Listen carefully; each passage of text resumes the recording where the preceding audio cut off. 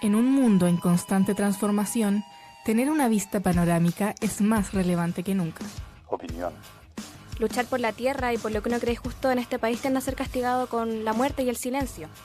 Pauta alternativa. Comunidades del norte y del sur denuncian consultas indígenas poco transparentes. Salir de la zona de confort es nuestra norma y darle espacio a las voces no hegemónicas es nuestra misión. Voces. Ojalá encontremos antes del 8 de noviembre que se va a cumplir un año sin saber nada de nuestra madre. No nos conformamos con la superficie, nos sumergimos en las realidades que los grandes medios prefieren ignorar. Es que Chile no está comiendo pescado siendo una de las potencias más grandes en cuanto a pesquería y a producción de riqueza marina. Territorio. Estoy aquí para contarles cómo se vive el ambiente en estas elecciones, cuáles son las esperanzas, pero también las preocupaciones y críticas que nacen desde la comunidad. Otra forma de comunicar. Hace unos días el campamento Unión Sin Fronteras, ubicado en Placilla, Valparaíso, fue desalojado en una jornada marcada por la represión policial. Somos la radio Juan Gómez Millas, un laboratorio de periodismo joven que se atreve a proponer una mirada diferente, lejos de las pautas impuestas. Nacimos en la sala de clases y nos proyectamos hacia la calle. Te invitamos a sintonizar una frecuencia que no solo informa, sino que invita a pensar el territorio desde la pluralidad y la rebeldía de quienes están aprendiendo a contar el mundo. Vista panorámica, enlazando voces y conectando territorios. Muy buenas tardes, sean todos muy bienvenidos a este nuevo programa de Vista Panorámica. Yo soy Emilia Salas, reportera de la radio JGM, y me encuentro junto a mi compañero Gustavo. ¿Cómo estás tú? Muy bien, Emilia. Un placer, por supuesto, estar aquí de vuelta en Vista Panorámica, uno de los nuevos capítulos, el noticiero nacional de la radio JGM. Cada jueves estamos junto a ustedes para compartir la información de la semana. Les recordamos que somos parte de la Facultad de Comunicación e Imagen de la Universidad de Chile y que este programa es posible gracias al trabajo coordinado de nuestro equipo triestamental. No lo piense más, que es en este capítulo donde revisaremos importantes noticias del acontecer nacional, aquellas noticias que la tele y otros medios no les cuentan. Esto es Vista Panorámica, enlazando voces, conectando territorios. Atención, todos los viernes a las 13 horas no te pierdas Vista Panorámica, el programa noticioso que te mantiene informado con lo más relevante de la actualidad. Sintoniza Vista Panorámica en Radio Origen 106.9 FM y en vivo por radioorigenfm.cl. Sé parte de la audiencia bien informada. Recuerde que está escuchando Vista Panorámica, el noticiero nacional de la radio JGM. Quédese con nosotros, porque en los próximos minutos le contaremos lo más importante de la semana y también esas historias que no siempre aparecen en primera plana. Pero no podemos partir sin antes saludar a las radios comunitarias que día a día retransmiten nuestros programas y hacen posible que estas historias sigan recorriendo territorios. A la radio Nehuen de Peñalolén, donde nos escuchas los días domingo a las 21 horas. Súmate al doble placer de escuchar Vista Panorámica los viernes a las 14 horas por Radio Placeres. Y continúa el viaje informativo en la radio Universidad de Chile 102.5 FM, todos los domingos a las 6 de la tarde. Saludamos a la comunitaria Extremo de Reñaca Alto, que nos retransmite a las 10 a.m. los sábados y al mediodía de los domingos. Y luego de estos saludos, comenzamos con el boletín informativo. Y partiendo, la Contraloría General de la República detectó retrasos en la implementación de la Estrategia Nacional para la Gestión de Residuos Marinos y Microplásticos. Esta política pública fue aprobada en 2021 para coordinar las acciones del Estado frente a la contaminación de mares y costas. La auditoría revisó el periodo 2021-2030 y evaluó la ejecución del plan, la coordinación entre instituciones y el cumplimiento de las medidas comprometidas. El organismo fiscalizador concluyó que la Subsecretaría del Medio Ambiente, la Subsecretaría de Pesca y Acuicultura y la Dirección General del Territorio Marítimo y de Marina Mercante, Directemar, no realizaron las gestiones necesarias para promover y difundir los programas contemplados en la estrategia, afectando su correcta implementación. Entre las principales observaciones, la Contraloría advirtió que la Subsecretaría del Medio Ambiente no contaba con procedimientos, lineamientos ni directrices para monitorear el avance de las acciones comprometidas. Además, hasta marzo de 2026 no disponía de información sistematizada sobre el cumplimiento de los objetivos, lo que dificulta la planificación, el control y la toma de decisiones. La auditoría también identificó debilidades en la coordinación entre los organismos responsables, ya que no existían mecanismos suficientes para hacer seguimiento a las tareas comprometidas. Asimismo, se constató la ausencia de capacitaciones y de herramientas que permitieran evaluar el avance de las distintas acciones contempladas en dicha estrategia. Y en materia administrativa, el informe detectó deficiencias en procesos de contratación, pagos y rendición de gastos asociados a actividades de difusión y capacitación. Estas falencias evidencian problemas de control interno que, según la Contraloría, deben ser corregidos para asegurar un uso adecuado de los recursos públicos. Como consecuencia de estos hallazgos, la Contraloría instruyó a las instituciones involucradas a adoptar medidas correctivas en un plazo de 60 días hábiles. Entre ellas, elaborar procedimientos para el seguimiento del plan, acreditar las coordinaciones realizadas y presentar una programación para ejecutar las acciones pendientes. Y en el caso de la Subsecretaría de Pesca y Acuicultura, el organismo fiscalizador exigió demostrar la elaboración de un informe técnico comprometido y detallar los avances de las actividades programadas para 2026. Por su parte, la Subsecretaría del Medio Ambiente deberá fortalecer sus mecanismos de supervisión y corregir las observaciones relacionadas con los procesos administrativos. Y pasando a otras noticias, la oposición se divide ante eventual acusación constitucional por el caso Steiner. Y esto a 2 meses de la salida de Trinidad Steiner del Ministerio de Seguridad. Es un dictamen de la Contraloría General de la República que volvió a instalar el caso en el centro de la agenda política. El informe concluyó que la exministra excedió sus atribuciones legales, reabriendo un debate que parecía cerrado y generando nuevas tensiones entre el gobierno y la oposición.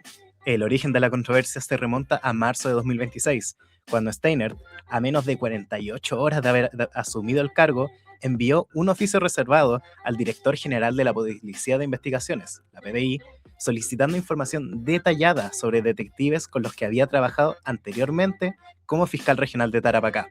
Entre los antecedentes requeridos figuraban nombres, RUT, grados, destinos, sumarios y eventuales denuncias penales.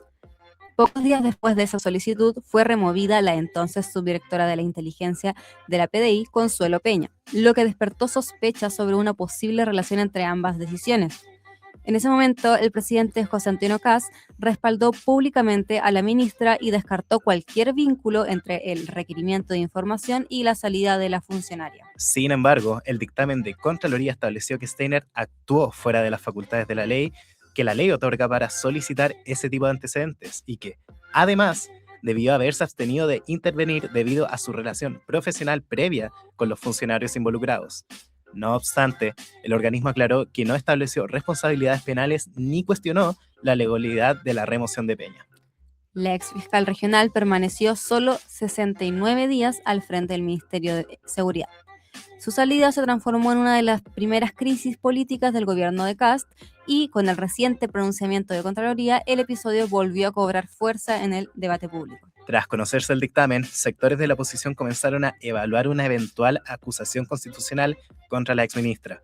El Partido Comunista fue uno de los primeros en plantear esa posibilidad, argumentando que el informe entrega antecedentes suficientes para analizar responsabilidades políticas.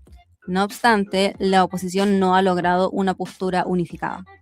Mientras algunos parlamentarios consideran que una acusación constitucional o una comisión investigadora son herramientas válidas para esclarecer los hechos, otros estiman que la renuncia de Steiner ya produjo las consecuencias políticas correspondientes y que un nuevo proceso podría no prosperar. Desde el oficialismo y el Partido Republicano rechazaron la idea de impulsar una acusación constitucional, sosteniendo que el caso quedó resuelto con la salida de la exministra y acusando a la oposición de buscar un empate político, con acciones similares emprendidas anteriormente contra otras autoridades del gobierno de Gabriel Boric. Mientras tanto, el caso continúa marcando la agenda política y profundizando las diferencias entre los distintos sectores respecto de cómo enfrentar las responsabilidades derivadas del dictamen de la Contraloría. Donde hay una radio comunitaria, hay rebeldía. Hola, soy Polo Sarmiento de la Radio 1 de Mayo 106.5 FM y estás escuchando el programa Vista Panorámica en la radio JGM.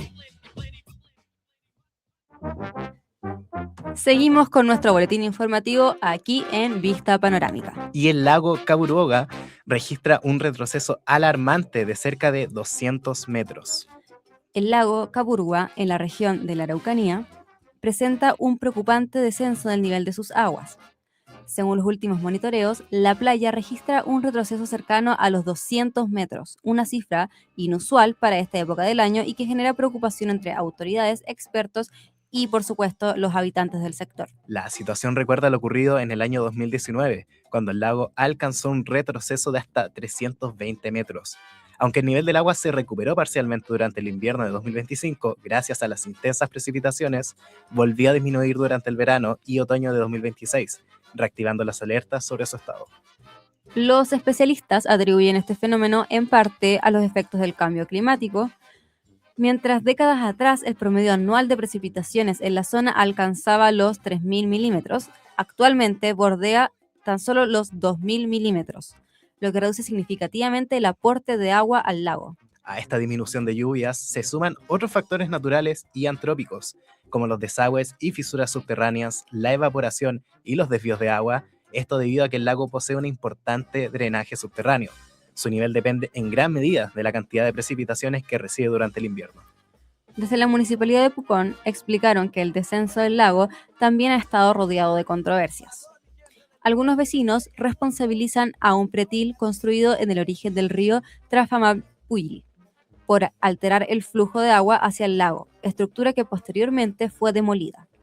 Sin embargo, las autoridades sostienen que el problema persiste incluso después de su retiro. El alcalde de Pucón, Sebastián Álvarez, señaló que aún no existe una explicación científica definitiva sobre las causas del fenómeno. Si bien se han planteado hipótesis relacionadas con fisuras volcánicas en el subsuelo, hasta ahora no hay evidencia concluyente, por lo que insistió en la necesidad de realizar estudios hidrológicos más profundos liderados por la Dirección General de Aguas y universidades especializadas. La Fundación Red de Nuevas Ideas, a través del proyecto Vigilantes del Lago, ha monitoreado el comportamiento de Caburgua desde 2021. Sus representantes sostienen que el lago continúa perdiendo agua pese a las intervenciones realizadas y plantean investigar la ubicación de las posibles fisuras subterráneas para evaluar alternativas que permitan reducir el drenaje. Y para ir cerrando nuestro boletín, queremos hablar de una noticia muy importante, ya que Alicia Lira recibió el Premio Nacional de Derechos Humanos 2026. La defensora de derechos humanos fue distinguida con el Premio Nacional de Derechos Humanos de este año, reconocimiento otorgado por el Instituto Nacional de Derechos Humanos, INDH, por su trayectoria de más de 5 décadas dedicada a la promoción de la verdad, la justicia, la memoria y la reparación de las víctimas de violaciones a los derechos humanos durante la dictadura, siendo seleccionada entre 15 postulaciones. Lira comenzó su participación social desde muy joven, como dirigente sindical. Tras el golpe de Estado de 1973, fue perseguida políticamente y, en 1986, su esposo, Felipe Rivera, fue asesinado por la Central Nacional de Informaciones, mejor conocida como la CNI. Esa experiencia marcó el inicio de un compromiso permanente con la defensa de los derechos humanos. Posteriormente, se integró a la Agrupación de Familiares de Presos Políticos y más tarde a la Agrupación de Familiares de Ejecutados Políticos, AFEP, organización que preside desde 2009. Desde ese cargo ha encabezado diversas acciones para impulsar procesos de verdad, justicia y reparación para las víctimas de la dictadura. Entre sus principales aportes destaca la conformación de un equipo jurídico voluntario que presentó más de 1.250 querellas por violaciones a los derechos humanos. Además, promovió gestiones que permitieron a la AFEP participar formalmente en distintos procesos judiciales relacionados con crímenes de lesa humanidad. Además de liderar la AFEP, Lira es vocera de la Coordinación Nacional de Derechos Humanos y ha recibido numerosos reconocimientos por su labor. En 2023 fue la primera persona en obtener la Medalla Derechos Humanos y Democracia otorgada por la Universidad de Chile, distinción que se suma a una extensa trayectoria de trabajo tanto en Chile como en el extranjero. Escuchamos las palabras de Alicia Lira, lo que significa este reconocimiento en medio de un gobierno de ultraderecha. Eso significa este reconocimiento, este premio otorgado, que tiene que ver con la dignidad, tiene que ver con la justicia, tiene que ver con la seguridad de que nunca se vuelvan a repetir estos hechos. Porque lo que pasó en el tiempo de la dictadura, no solamente se lo hicieron a los familiares y a las víctimas, sino que a toda una sociedad. Por eso también como Premio Nacional de Derechos Humanos puedo decir que el tema de derechos humanos no es un patrimonio de los familiares y las víctimas, sino que la sociedad entera lo sufrió y por lo tanto tiene que apropiarse en el sentido de exigir verdad, justicia y exigir que el Plan Nacional de Búsqueda y Detención Forzada, los familiares no pueden seguir esperando, han luchado por décadas por la aparición de los cuerpos, sus restos, y que hoy día un gobierno de ultraderecha les niega ese derecho que el Estado lo cometió y tienen la obligación de reparar. Un reconocimiento más que merecido para Alicia Lira. Muchas gracias y con quien también hemos tenido la oportunidad de conversar en Radio JGM. Así que muchas gracias. ¿Vai para Arica? Escucha Radio Aini. ¿Vai para Biobío? Sintoniza Tentación de Tomé. ¿Vai para la quinta región? Ponte los placeres. No importa dónde estés, en cada territorio puedes encontrar una radio comunitaria. Búscala. Hola, soy Juan Román, director de Radio Larquenche de San Antonio, y estás escuchando Vista Panorámica. Seguimos en este nuevo capítulo de Vista Panorámica. Recuerden seguirnos en nuestras redes sociales, la Radio JGM en Instagram, Facebook y nuestro canal de YouTube. Y también pueden visitar nuestro sitio web www.radiojgm.uchile.cl. Ahora, seguimos con saludos sonoros que surcan cerros, ríos y volcanes a nuestras radios amigas. Desde la región de la Araucanía, un saludo a Radio Curruf, quienes nos retransmiten cada viernes a las 15 horas por www.radiocurruf.cl. Y del sur nos vamos al norte, donde también nos pueden escuchar a través de la señal de Radio Aini, que emite sus transmisiones desde Arica. También a la radio 1 de Mayo, que transmite desde Pedro Aguirre Cerda nuestro noticiero Vista Panorámica todos los viernes al mediodía y los domingos a las 5 de la tarde. Y desde la cuna del rock, sintonízanos por el 3 de Conce todos los viernes a las 20:20 horas en señal abierta desde tu televisor, en el canal 40.1 de la TV digital y para el mundo entero por IPTV. También, y como no, a Radio Voces de la Araucaria y Radio Quelcún de Chiloé. Gracias por seguir comunicando y transmitiendo nuestros programas. Así que ya lo sabe, sintonice Vista Panorámica en cualquiera de estos medios comunitarios que resisten a lo largo de Chile. ¿Qué sintonizo en la quinta región? Hola, soy René Esquella y estás escuchando Radio Placeres de Valparaíso.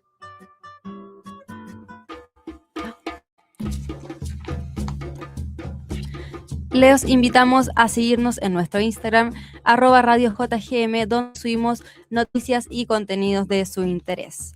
Y también les recordamos que estamos grabando en los estudios de la Radio JGM. Ahora seguimos con las noticias, pero abordamos un tema que afecta directamente a las y los trabajadores del país. Esta semana, el aumento del desempleo y las propuestas para enfrentarlo han generado un intenso debate. Gustavo, ¿qué fue lo que ocurrió? Así es, la tasa del desempleo en Chile alcanzó un 9,4% durante el trimestre marzo-mayo de 2026, la cifra más alta registrada en los últimos 5 años, según datos del Instituto Nacional de Estadísticas. El aumento se explica porque la fuerza laboral creció más rápido que la cantidad de personas ocupadas, provocando un incremento de 6,9% en el número de desocupados. Las mujeres son las más afectadas, con una tasa de desempleo del 10,5%, mientras que la informalidad laboral llegó al 27%. En la región metropolitana, la desocupación alcanzó el 9,8%. Especialistas advierten que el deterioro del mercado laboral responde a una economía con bajo dinamismo, donde la creación de empleos no logra absorber el aumento de personas que buscan trabajo, configurando uno de los escenarios laborales más complejos desde el fin de la pandemia.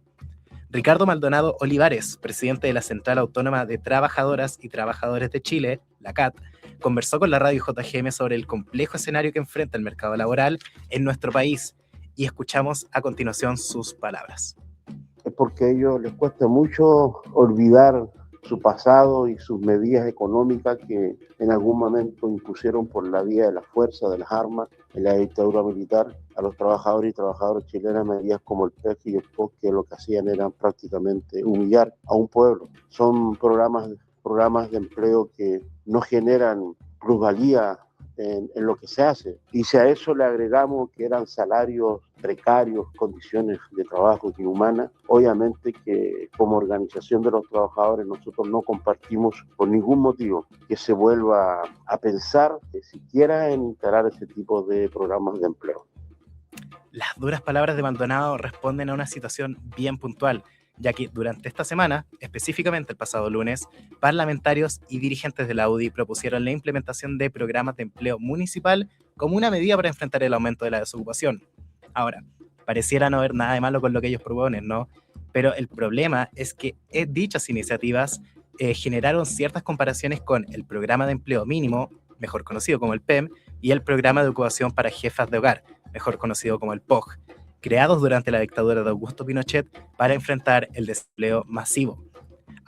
Ambos programas consistían en trabajos temporales, principalmente en municipios, como bien destacan, financiados por el Estado y remunerados con subsidios significativamente inferiores al salario mínimo de la época, por lo que fueron ampliamente cuestionados por la precariedad de las condiciones laborales que ofrecían a cambio de poca remuneración. Escuchamos nuevamente a Maldonado, quien opina sobre el estado actual de la economía. El gobierno no ha presentado ninguna propuesta seria, viable, que permita efectivamente generar empleos de verdad. Por tanto, creemos que ahí hay una falencia tremenda con respecto a lo que ellos plantearon, de que aquí iba a cambiar, que era un gobierno de emergencia, que iba a resolver los problemas más urgentes de la población, de la gente. Y aquí estamos, pues, con mayores dificultades, con un costo de vida mayor, ¿cierto? Donde la gente prácticamente no está llegando a fin de mes, la gran mayoría de los trabajadores y trabajadoras que viven con salario promedio de 600.000 pesos mensuales. Con un mercado laboral que continúa mostrando señales de deterioro, el debate sobre las medidas que enfrentan para el desempleo sigue abierto. Mientras distintos sectores plantean propuestas para reactivar la ocupación, organizaciones sindicales como la CAT insisten en la necesidad de generar empleos estables, con derechos y remuneraciones dignas.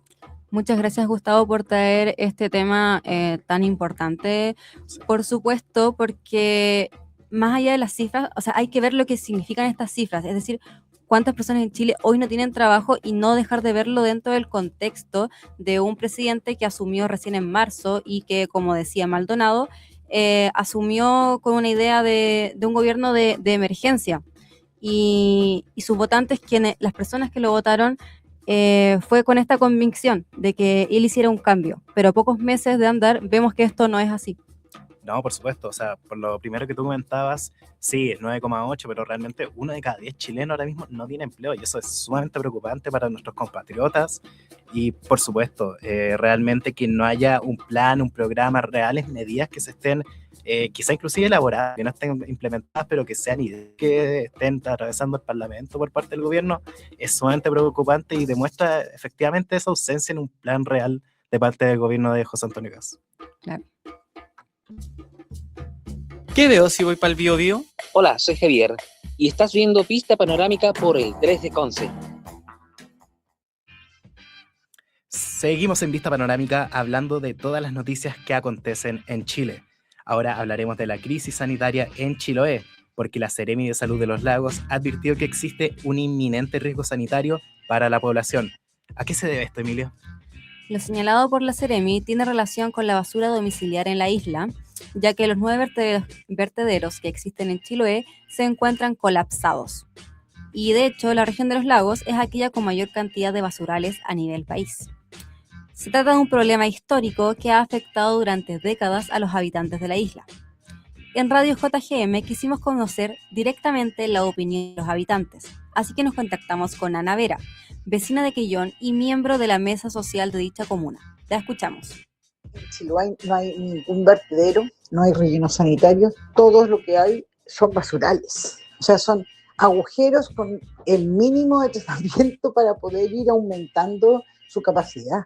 Y es grave porque están casi todos colapsados. Es más, en Ancud y envían su basura a Los Ángeles, a la ciudad de Los Ángeles. Entonces está complicadísima la historia y la verdad es que no ha habido ningún buen intento serio por solucionar el tema. Lo que nos comenta Ana Vera tiene sus orígenes en 2019, porque desde ese año dejó de funcionar el relleno sanitario de Ancud, el único que existía en toda la isla. Tras este cierre, la basura de la comuna comenzó a ser trasladada hasta Los Ángeles, en la región del Biobío. Es decir, todos los días la basura de Ancud recorre 1.266 kilómetros ida y vuelta. Este traslado implica que más del 70% del gasto municipal sea destinado a logística y, además, genera un gasto económico importante, 475 millones de dólares al año. La solución a este problema ha sido ampliamente debatida. Mientras las autoridades apuntan hacia un relleno sanitario, las comunidades y expertos se han mostrado contrarias a dicha iniciativa.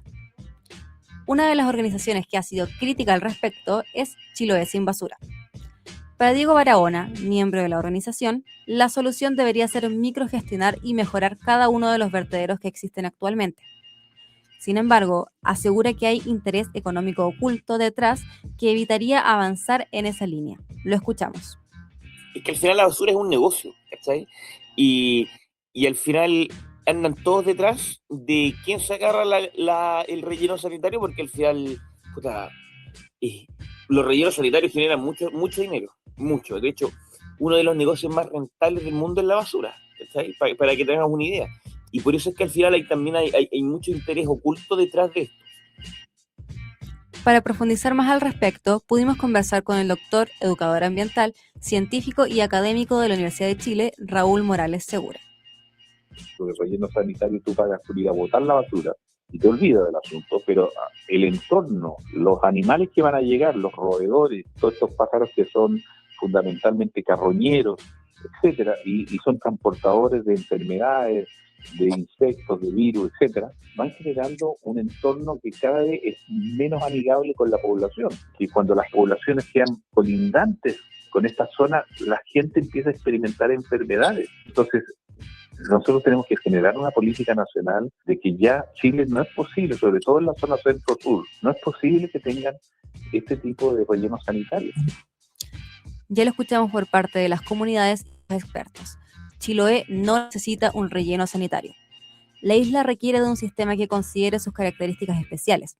De otra manera, aquel tan preciado paisaje y las personas que lo habitan sufrirán consecuencias irreversibles.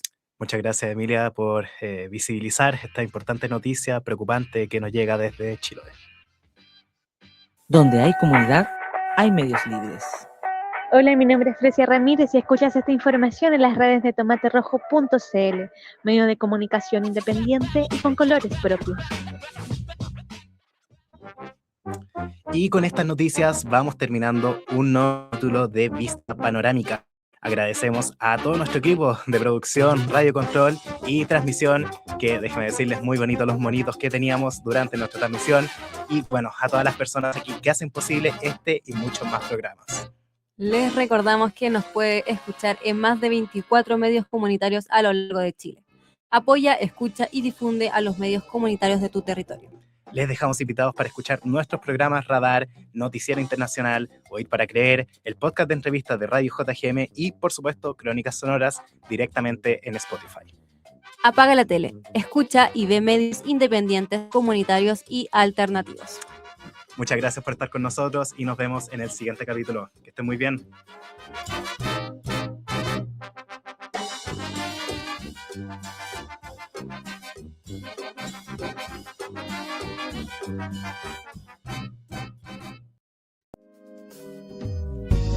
Este fue un nuevo capítulo de Vista Panorámica, enlazando voces, conectando territorios.